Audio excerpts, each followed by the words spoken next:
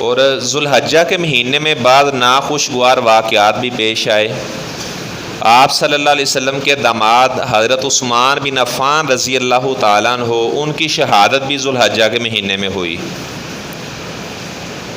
حضرت عثمان بن عفان رضی اللہ تعالیٰ عنہ، آپ صلی اللہ علیہ وسلم نے ان کے بے شمار مناقب کا ذکر کیا، اور آپ صلی اللہ علیہ وسلم کے دوہرے داماد بھی تھے۔ ذو النورین انہیں کہا جاتا ہے۔ ذو النورین کہنے کی وجہ کیا ہے؟ دو نوروں والے۔ ایک تو وہ قرآن کی تلاوت کثرت سے کیا کرتے تھے، کثرت سے قرآن کی تلاوت کیا کرتے تھے، اور کہا کرتے تھے کہ اللہ کر کے کوئی ایسا دن میرے اوپر نہ آئے جس دن میں قرآن کو نہ دیکھ سکوں۔ ابھی ہم بھی ذرا غور کریں، کتنے کتنے مہینے گزر جاتے ہیں کہ ہم قرآن کو نہیں دیکھتے، قرآن کو اپنے ہاتھ میں نہیں پکڑتے۔ اور وہ کہا کرتے تھے یا اللہ وہ میری زندگی کا آخری دن ہو جس دن میرے ہاتھ میں مصحف نہ آئے اور میری نظر قرآن مجید کے اوپر نہ پڑے۔ قرآن مجید کو بھی اللہ نے نور قرار دیا ہے۔ اللہ تعالیٰ فرماتے وَأَنزَلَ اللَّهُ إِلَيْكُمْ نُورًا مُبِينًا، اللہ تعالیٰ نے تمہاری طرف یہ نور نازل کیا ہے۔ اچھا، ایک تو وہ قرآن مجید کی تلاوت کثرت سے کیا کرتے تھے، اور دوسرا وہ ہر رات ہی تہجد کی نماز بھی پڑھا کرتے تھے۔ تہجد کی نماز پڑھنا بھی نور کا باعث ہے، اور قرآن کی تلاوت کرنا بھی نور کا باعث ہے، اس وجہ سے انہیں ذو النورین کہا جاتا ہے۔ اور بعض نے لکھا ہے کہ آپ صلی اللہ علیہ وسلم کی دو بیٹیاں حضرت رقیہ رضی اللہ تعالیٰ عنہا، اور حضرت رقیہ کی وفات کے بعد ام کلثوم رضی اللہ تعالیٰ عنہا کے ساتھ حضرت عثمان کا نکاح ہوا۔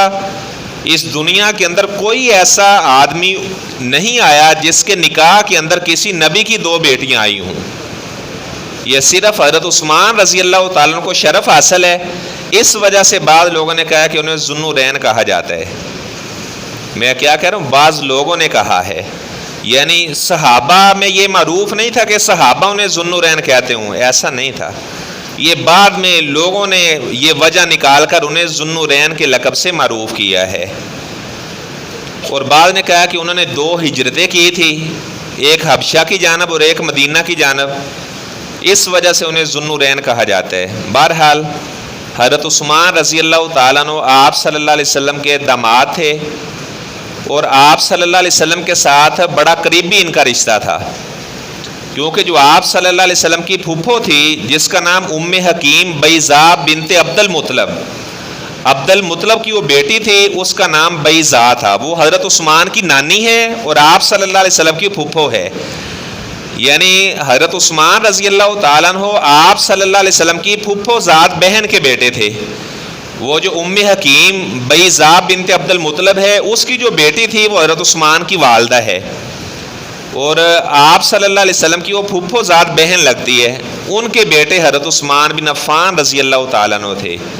ابو بکر صدیق رضی اللہ تعالیٰ عنہ نے اسلام کی دعوت ان کو دی، تو انہوں نے بغیر کسی اصرار کیے انہوں نے فوراً ہی اسلام قبول کر لیا، اور حضرت عثمان رضی اللہ تعالیٰ عنہ چوتھے نمبر پر مسلمان ہوئے ہیں۔ ان سے پہلے 3 لوگ مسلمان ہو چکے تھے، چوتھے نمبر پر حضرت عثمان رضی اللہ تعالیٰ عنہ مسلمان ہوئے ہیں، اور حضرت عمر رضی اللہ تعالیٰ عنہ 40ویں نمبر پر مسلمان ہوئے تھے، یعنی ان سے پہلے 39 لوگ مسلمان ہو چکے تھے۔ حضرت عمر رضی اللہ تعالیٰ عنہ 40ویں نمبر پر مسلمان ہوئے، اور حضرت عثمان رضی اللہ تعالیٰ عنہ چوتھے نمبر پر مسلمان ہوئے۔ تو یہ عاشرہ مبشرہ میں بھی داخل ہیں۔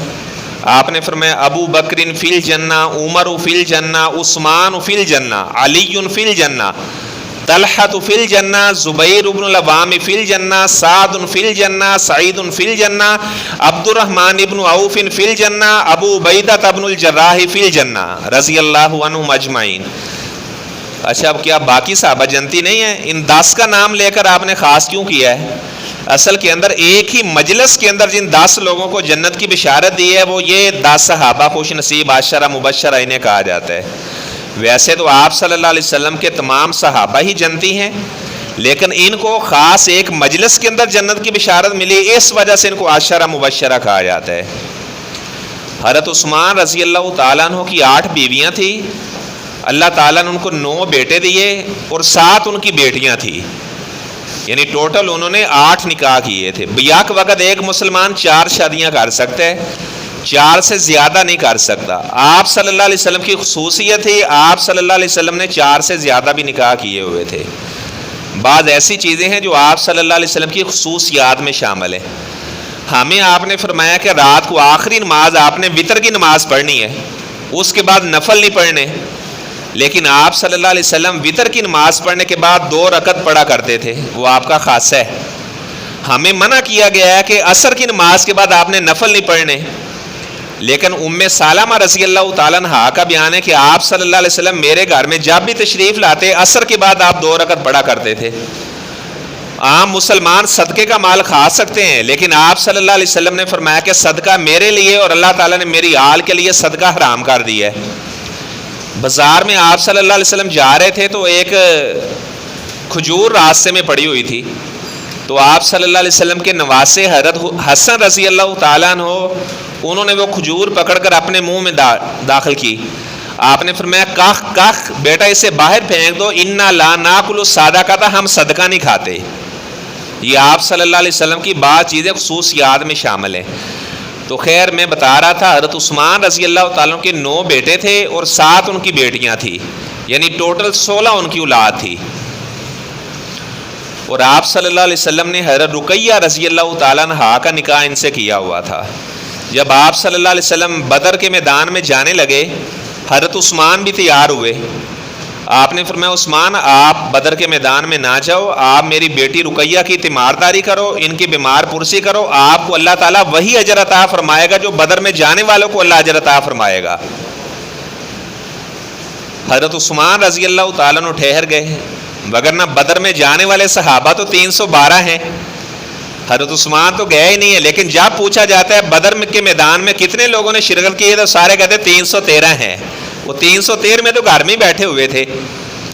آپ صلی اللہ علیہ وسلم نے بدر کا مارکا وہاں پر ہوا تو آپ کی بیٹی رقیہ رضی اللہ تعالیٰ عنہا بیمار تھی۔ بعض محدثین نے لکھا ہے کہ انہیں چیچے کا مرض لگا ہوا تھا، تو وہ روزانہ آپ صلی اللہ علیہ وسلم کا انتظار کرتے کہ آج میرے والد صاحب آنے والے ہیں، آج آنے والے ہیں۔ اس وقت یہ موبائل کی تو سہولت نہیں تھی، تو خیر بدر کے میدان میں اللہ تعالیٰ نے مسلمانوں کو فتح عطا فرمائی۔ زید بن حارثہ جو آپ کا منہ بولا بیٹا تھا، جس کا قرآن میں بھی ذکر ہے، صرف ایک صحابی کا نام قرآن میں ہے، زید بن حارثہ رضی اللہ تعالیٰ عنہ کا، سورہ احزاب میں۔ انہوں نے جھنڈا پکڑا ہوا تھا، آپ صلی اللہ علیہ وسلم کا جو جھنڈا تھا وہ سیاہ رنگ کا تھا، اور اس میں ایک سفید رنگ سے کلمہ بھی لکھا ہوا تھا، لا الہ الا اللہ محمد رسول اللہ، یہ آپ صلی اللہ علیہ وسلم کے جھنڈے پر لکھا ہوا تھا۔ اور بدر کے میدان کے اندر جھنڈا کس کو بنایا گیا؟ کوئی کپڑا نہیں مل رہا تھا جس کو جھنڈا بنایا جائے، تو آپ صلی اللہ علیہ وسلم کی بیوی حضرت عائشہ صدیقہ رضی اللہ تعالیٰ عنہا کا دوپٹہ لے کر اس کو بدر کے میدان میں اسلامی فوج کا جھنڈا بنایا گیا۔ اور ابن حجر اسقلانی رحمہ اللہ نے لکھا ہے کہ اس حضرت عائشہ کے دوپٹے کے اوپر لکھا ہوا تھا لا الہ الا اللہ محمد رسول اللہ۔ تو زید بن حارثہ رضی اللہ تعالیٰ عنہ آئے، انہوں نے فتح کی بشارت سنائی، تو ابھی کچھ مسلمان جو عذر کی وجہ سے رہ گئے تھے تو وہ بقیع قبرستان میں ہی تھے۔ آپ صلی اللہ علیہ وسلم تشریف لائے تو حضرت زید بن حارثہ نے بتایا کہ اللہ کے رسول صلی اللہ علیہ وسلم آپ کی بیٹی رقیہ کا انتقال ہو چکا ہے۔ تو آپ صلی اللہ علیہ وسلم سیدھا قبرستان ہی چلے گئے۔ تو قبرستان میں جا کر آپ صلی اللہ علیہ وسلم بیٹی کی قبر پر کھڑے ہوئے، آپ نے دعائیں کی۔